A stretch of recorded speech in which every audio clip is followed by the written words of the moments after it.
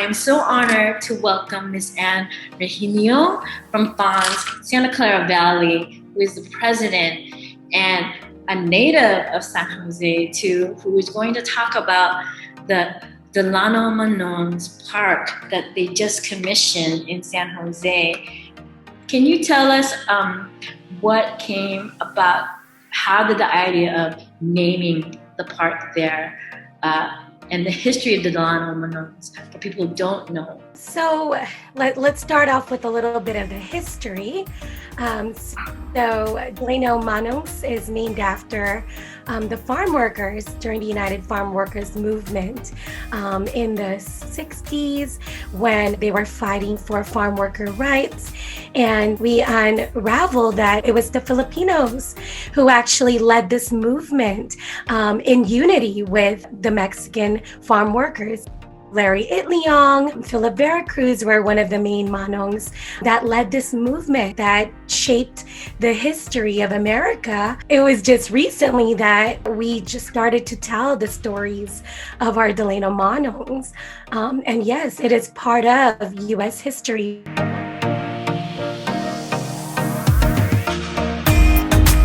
This part is actually North San Jose, which is predominantly immigrant families, right?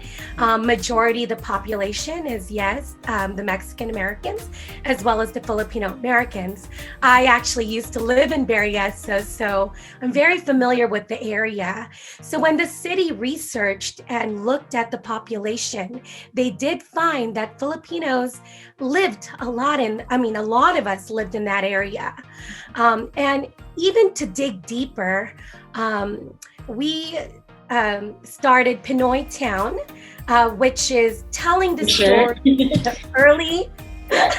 of the early farm workers and the stories of the first Filipino American families in San Jose. And so I saw and read the connection to is that particular area in San Jose is largely Chicano, Latino or Latina, and Filipinics. So there's that shared history. Can you just, if people don't know, people talk about Cesar Chavez a lot. Can you talk a little bit about the history of Larry Itliong and Cesar Chavez? During that time, majority of the farm workers were Mexicans and Filipinos.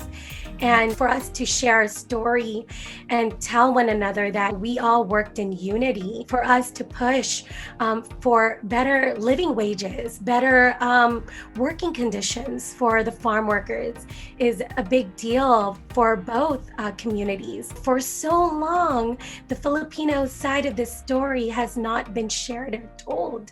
And Cesar Chavez has been given the light on all of this. But for us, I don't think it was like a big deal for just as long as we were doing something right together.